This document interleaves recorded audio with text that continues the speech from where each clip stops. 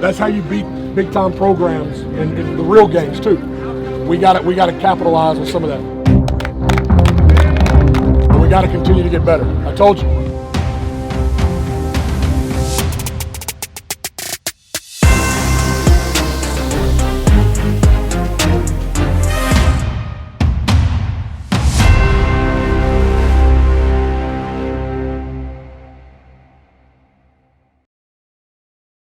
Welcome to the Brett Beard Show, sponsored by James Restaurant. I'm your host, Jaden Kent. Here with me today is Coach Beard. Coach, how are we feeling today? Yeah, playoff time, so it's a good spot to be in. You know, something Yes, we sir. missed on last year. Got some things turned around. Got another year's growth. So here we are, ready to go.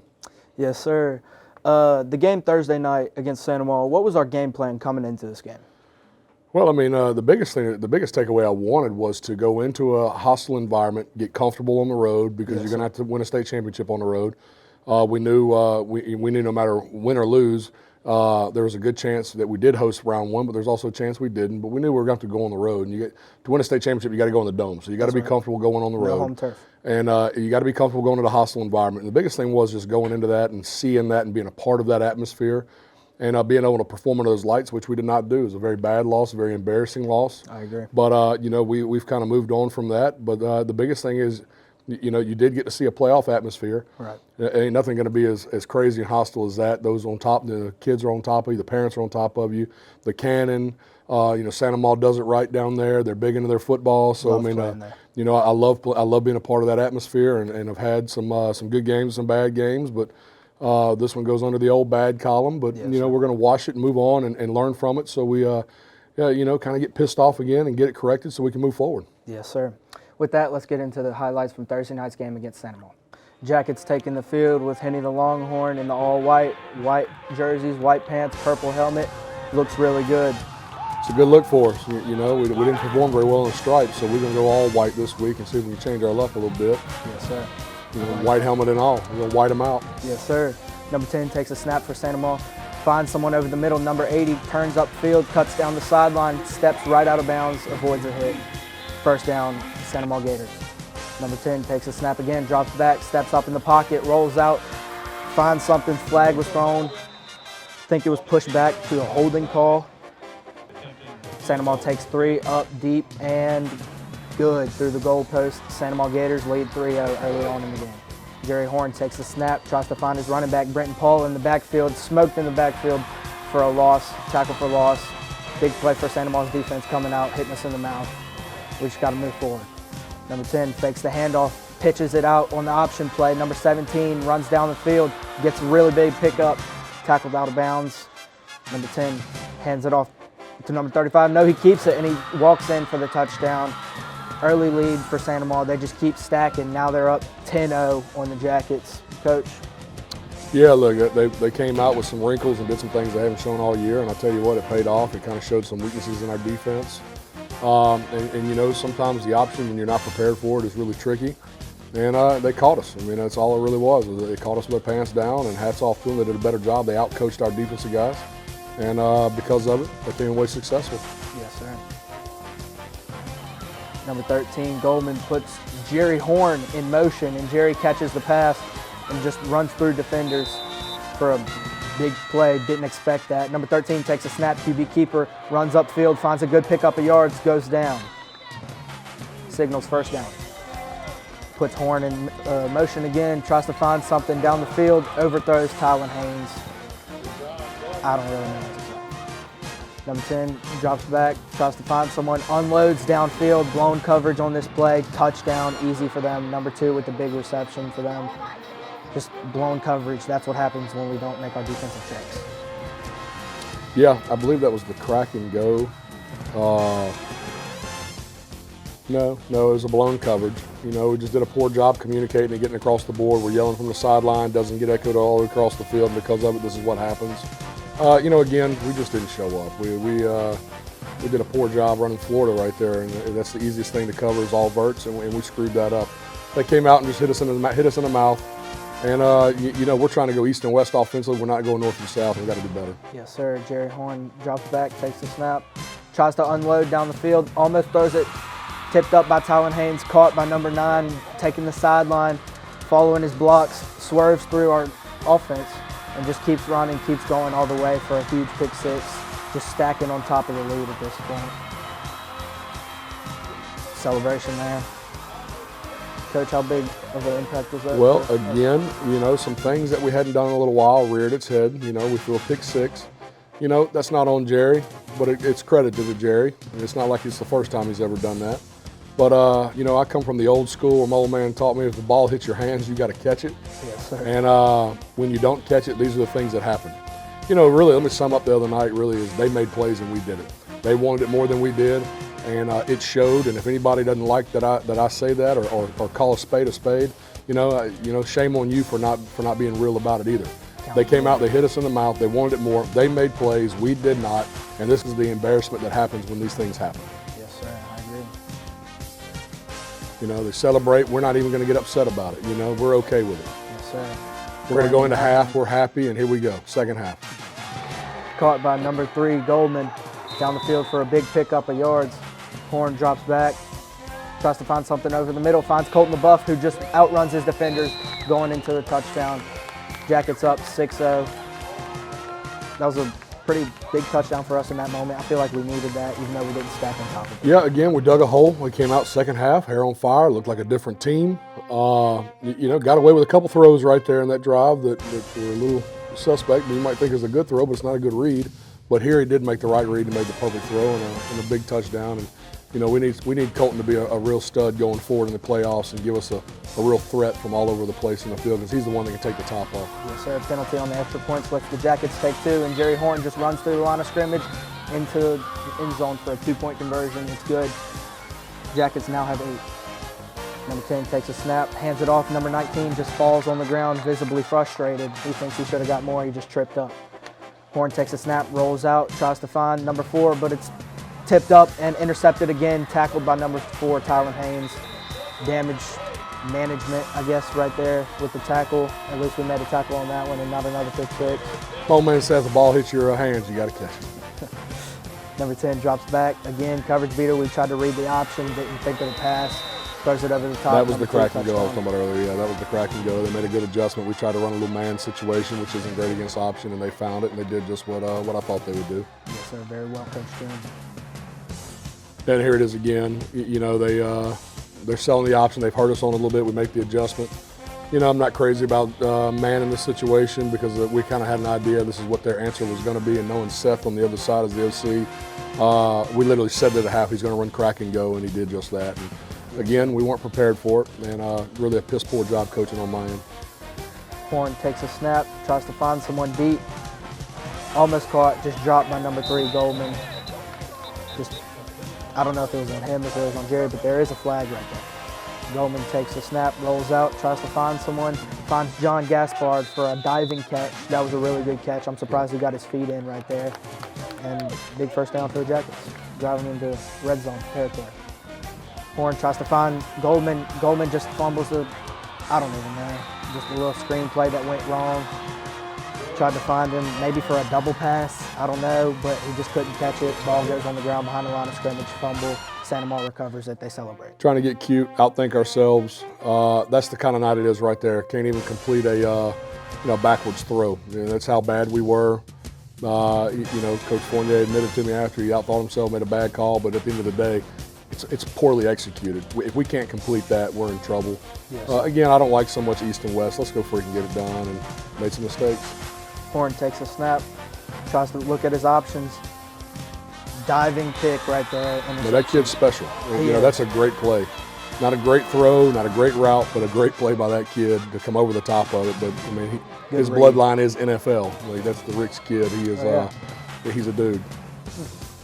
Number 10 for Santa Maria takes a snap, rolls out, looks at his options, doesn't find anything, takes the scramble, outruns defenders, juking people out, spinning off of people. Big run for him. That kid's a good quarterback. He's mobile, he can throw, he can do it all. Number 10 takes a snap, takes the handoff, finds someone for a screen, wide receiver screen. He just cuts up, tries to stiff arm, but Rancher Miller on the tackle. Now they're in red zone territory, Jackets territory. They're just moving on, marching down the field. Number 10 takes a snap, avoids a sack, just keeps it himself, just keeps running. Finally tripped up by, I think that was number 29, Jaden Washington. Rancher Miller coming over the top right there. Number 10 takes a snap, screen. They just walk it in for the touchdown. I mean, there's not much we can do. No awareness. No, it's no awareness. I mean, you lined up deep in the end zone. You're on that situation right there. You know, you're going to let them walk in. No awareness on our part. Yes, sir. And I'll be honest with you, the Babin kid, if somebody from Santa Maria watches this, let Seth and them know that Babin kid is better than his dad and better than his uncle. Ouch. I played with his dad. I played ball with his dad. So I got you. he comes from a bloodline of football and a really good player. Yes, sir. Santa Maria kneeled it out. Final score, Jackets lose 38-8. Jerry Horn, 7 for 21 passing with 75 yards, 1 touchdown, and 3 interceptions. Britton Paul with 6 carries, 54 yards. Colton LaBeouf, 1 reception, 22 yards, and a touchdown. Coach, with the blown coverages and a receiver being open deep a couple of times, that killed us. Now, how will we fix this moving forward? Yeah, you know, we made some mistakes we hadn't really made a whole lot the last few weeks. I mean, you just kind of go brain dead. You know, you try to do a little too much. You try to communicate. You try to get them to do a better job communicating. You know, it's a hostile environment. It's a little bit louder, and, you know, things just weren't echoed across the field. Things weren't, I guess, comfortably getting to our guys to where they could line up and play. You know, really an easy fix because you haven't really seen us do that a whole lot. You know, it's just kind of one of those weird nights. We don't play very well on Thursday night. And, you know, why, I don't know, because it's one less day to wait to go play again. And, Right. you know, just chalk it up for a bad night. And one of those nights you just flush and you move on. But, you know, at the end of the day, hats off to Santa Maria. They got after us. They wanted it more, and they made plays, and we didn't. Right. You know, again, I mean, a ball hits your hands and gets Gotta tipped catch up it. for an interception. You know, you're not gonna beat really anybody doing that kind of thing. You know, completing 33% of your passes. That's a tough deal. That's tough to overcome with the turnovers. And you know, again, you come out at half. It's 24. We go right down and score. You get 8, and we get a stop, and we turn around and stall out again offensively. You know, we just got to do a better job of taking what they give us and running the offense. And, Yes, sir. you know, we all got to be better. I got to be better. The coaches have got to be better, and the players have got to be better. Right. You know, the job's got to get done. 33% completion is not good. And, you know, some of the things that we did were just really off for whom we were. We just had a bad look and really a frustrating night that you can learn a lot from. And, again, I mean, you know, I'm a competitor, and I was a guy that put the helmet on. I hope it pisses us off to where – you know, that's not us. We just kind of laid an egg. Now we got to go make this thing right. We got to get back to who we are. And if we do that, then it's another game. You just kind of chalk it up as caught us on the right night, flushing it, move on. And, you know, but because of it now, you're a little uncomfortable. You're kind of uneasy with some of the guys that we're going to roll out there to get the job done with our back against the wall in the playoffs. And, you know, hopefully they learn something from this and they get that little swag back to where we go compete at a high level and play our game in, you know, 48 minutes. And again, you know, if West Ouachita is better than us and beats us, hats off to them. But, you know, Santa Maria was better that night. You know, Live Oak was better than us that night. Yes, Dutchtown was better than us that night. Yeah.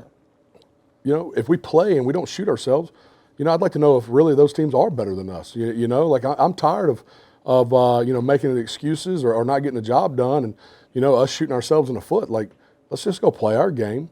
Forget about the outside noise and the pressures, you know, kill the rat poison, kill the noise, and play our game. And you know what? If they're better than us, good for them. But the best team doesn't win the state championship. The teams that play the best in these environments, in these games, those are the ones that win. The teams that are prepared, the teams that aren't scared, the teams that enjoy the ups and downs of the game and keep fighting through the adversity. They're resilient.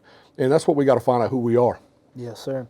Moving forward into this week, what's our game plan with a school we've never played before, offensively and defensively? Yeah, you know, defensively, we're going against an option attack, which is very well run. I mean, these guys run a really good offense. They got some really good players offensively. They're big up front. They're physical. The quarterback is really good. I mean, dang near flawless at running this thing. I don't think they've had but maybe a couple of turnovers. When you go back and watch them, you can't find many turnovers. You go back and watch us, you can find turnovers everywhere. Yes, sir. Which is why they went 9-1. Right. You know, it's a good football team. And it's like I told y'all, you know, don't get wrapped up in their 4A or they played a 4A schedule. They did what they were supposed to do. Right. We did not. Yes, you know, they haven't been way up and down. And, you know, I'm excited to go see this atmosphere. You know, it's been a long time since they hosted a playoff game, so I expect those people to be rocking up there. And, yes, you know, I want to get in that hole and find out how good we really are. Because at this point now, you find out, you know, that there is no tomorrow. And, you know, defensively, we got to be sound. You can't get lulled to sleep. You got to trust your eyes. You got to play discipline. You got to be where you're supposed to be. You got to know who has what in this situation. Yes, sir. And, you know, the best defense in a game like this is offense. Right. We start fast offensively. We get some points on the board. We make them uncomfortable. The easiest way to defend the option is get them out of the option. And, you know, I know those days that when I was at Live Oak, we ran the option. And, you know, you get down 2 or 3 scores, it's tough. You know, so, you know, our best defense could be the offense coming out on fire, starting fast, and making some things happen and getting them uncomfortable, which will give our defensive guys a chance to really fly around and eat. Yes, sir. Being that this game is round 1 of the playoffs, what is at stake for our team? Well, I mean, there's no tomorrow. I mean, you know, you got over 30 seniors here that, you know, realistically, as we sit here right now, you got 48 minutes of football left. You know, all these dads that have been there, that come out to practice every day, that's coached them kids. Like, I love that. But they also need to recognize, like, look, right now, you're down to 48 minutes of this amazing game of football, and that's what they got to understand. Like, you know, it's like I told our guys again, like, you know, they got a group of seniors that have been together, that have been playing since they were sophomores, that also don't want their 48 minutes to be over. They want to garner another 48 minutes, and so you know, you got 2 football teams that are hungry, that are wanting to prove themselves, and more importantly, you're playing for another 48 minutes. You know, this time next week, this could be over. Yes, and the job's got to get done. I mean, the pressures. You know, that's why we talk about the biggest game of the year. This is the biggest game of the year. Why? Because it's the next one. Right. So if you get comfortable playing in the big game every week, this is no different. You just go out and play our game, you execute, and you do your job, and we don't have any issues, and we're sitting here talking again next week, getting ready for somebody else. Yes, sir. But the job's got to get done, and it's got to be done at an elite level to go on the road. It's got to be done at an elite level. You know, we haven't been so good on the road at times, so that's got to be proven by this group. You know, some teams we've had here could go on the road and be lights out.